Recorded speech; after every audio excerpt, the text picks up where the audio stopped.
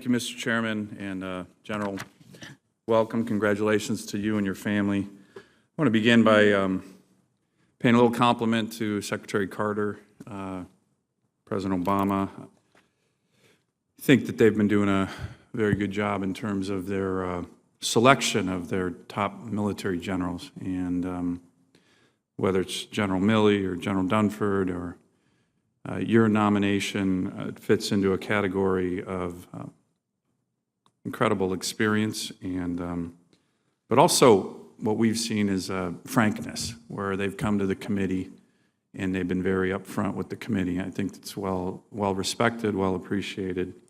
So if you're confirmed, I certainly hope you'll continue in that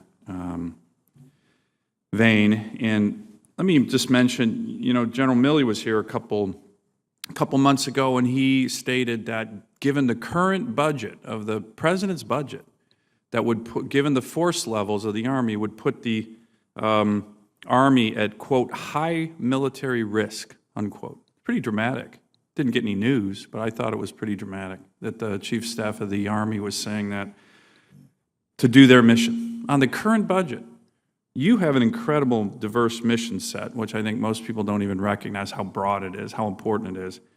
Do you also see high military risk given the current budget and Air Force numbers that are, I think, at all-time lows right now in terms of what you need to do in terms of your mission? High military risk? That would be pretty remarkable. The two service chiefs, one incoming yourself, one current, state that. We need to do something about it, I have no doubt. Sir, I would characterize as significant trending to high, which has been the previous assessment of Air Force. So you don't think it's high right now? You're at the lowest levels. You have F-35 maintainers who are now being contractors. You don't think it's high risk? So the challenge in readiness, really, when we have this discussion, I find, is that you've got to start this discussion with ready for what? Because if you were to ask me, what is the state of the readiness of the United States Air Force to fight violent extremism in the Middle East, I will tell you it's extremely high. Every area airman I send down range is ready to execute the fight. And if that was all we were asked to do for the next decade, I would tell you that we could sustain that. But if you tell me that I need to be simultaneously ready for the other global challenges that Secretary Carter has laid out, which I believe we need to be ready for, which is China, Russia, Iran, and North Korea, state-on-state actors, I believe that we're at high risk. Thank you. Let me turn to follow up on the topic that Senator Donnelly was talking about, and that's the bed down of the KC-46. I know you're making decisions here. You're going to be making some OCONUS decisions relatively soon. When do you plan on making those decisions? So on the KC-46, the next decision will be Mob 4, and we'll be doing that in the next several months. And would that include OCONUS locations? Yes, sir. As a matter of fact, we have 11 locations that we'll be bedding down. 2 of those that we are planning for OCONUS. The next 2 I do not believe are OCONUS. But if what do you look at in terms of characteristics for basing OCONUS KC-46s? Sir, we have a set criteria and a basing process that first lays out that criteria. We share that criteria with the delegations, and then we score bases against that criteria that then produces a preferred candidate list. The preferred candidate list is where we actually then begin our site surveys. And I'll throw out a couple characteristics that I think are important. Strategic location, hub of air combat power for the Asia Pacific, world-class training areas, 24/7 NORAD mission that routinely intercepts Russian bombers, 3 red flag exercises a year, over 100 fifth-generation fighters located there, C-17s, C-130s, F-16s.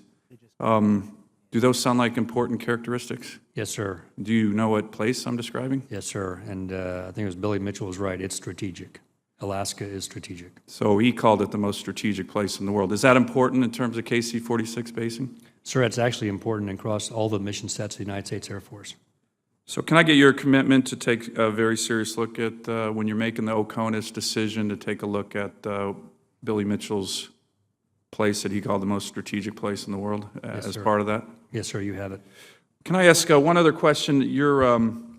Are you concerned about recent unprofessional behavior by both the Chinese and Russian aircrafts during intercepts in international airspace, and what should we be doing about it? Some of us think that maybe we need to draw a line and then just tell them not to cross the line. Kind of like sir. what Turkey did. What's your recommendation on that, and how dangerous are those, and how more frequent are those? So they are dangerous, and it's been more frequent. And here's my concern. When we do an intercept, which is one I've been personally involved in, you close on an aircraft that cannot defend itself with lethal weapons well inside of a lethal range. And very often the back end of that aircraft are people that can't defend themselves. So one would ask, why would we allow each other to be able to close that range? And the reason is that for 50 years we've been doing this. 3 very professional air forces, US, China, and Russia, who have a fairly professional air force, and our pilots can do this with predictability and professionalism. And when that breaks down, 2 potential things can occur. One is a miscalculation by either side, and the second is that we find, as we did with the Chinese situation when that aircraft violated the number 1 rule of aviation, which is don't hit another aircraft with your aircraft, and when he actually hit the EP-3. The other concern I have is when you have an incompetent pilot that then takes that aggressive behavior and is not actually capable of being able to perform in that kind of an intercept. So that troubles me. And so if confirmed, my message to my counterparts in both China and Russia is, hey, we have professional air forces. Let's hold our airmen accountable. But what should we be doing? The senator's time has expired. Go ahead. Sir, what we should be doing is messaging them through mill-to-mill channels, through State Department channels, to ensure that they know that this is unacceptable behavior. Thank you. Thank you, Mr. Chairman. Some of us believe that Billy Mitchell wasn't always right, General. His court-martial was an injustice.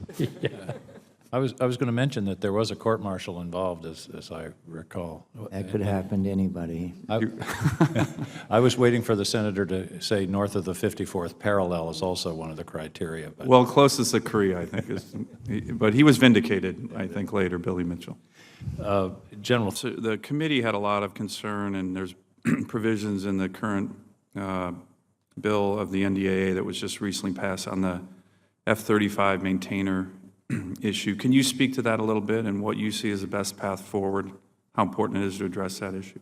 Yes, sir, and this is a challenge for all services who are trying to sustain and modernize at the same time, because none of us have maintainers that we're currently operating in a weapon system that we can then shift, because when you bring on a new weapon system, the first thing you do is train the maintenance force that's going to receive that aircraft. And so our challenge is, as the more we are told to keep the old aircraft, it's going to further delay bringing on the F-35. So those maintainers that we're counting on, we're working through a lot of different options. We've already done a number of things. We've transitioned to contract logistics at all of our non-deploying locations. As you know, sir, we did this in the aggressors up there in Alaska as well, and appreciate your support for that. So we're doing everything we can right now to be able to bring the F-35 on, but the more we are delayed in terms of bringing on new manpower and holding manpower and existing weapon systems, that can have a significant impact on the F-35. What is the best solution to increase the end strength of the Air Force to make sure we have airmen working those issues as opposed to contractors? Yes, sir, absolutely. And has that been mentioned in the budget discussions in terms of your future end strength? Yes, sir. As a matter of fact, in the F-16 NDA, we're actually authorized to $321,000. And so we've put all the resources in place, both from recruiting and from a pipeline training, to be able to bring in the number of airmen. So if we're successful this year at getting to 317 and we see the kind of recruiting numbers we're looking for, we will likely come back to this committee and ask you to reprogram money to allow us to get to our authorization of 321. And so the bulk of those airmen that we're going to bring on are going to be maintainers. Thank you. Just back to the C-46 issue, I mentioned a lot of the characteristics that I think are very powerful in terms of the strategic necessity of looking at Alaska. I would like to get your commitment during your first year, if you're confirmed, to come on up to Alaska and see those issues and strategic strengths for yourself. Yes, sir, I will. Great. Thank you again, General, and thank you to your family. Thank you for your years, decades, really, of service to our country. This hearing is adjourned. Yes, sir.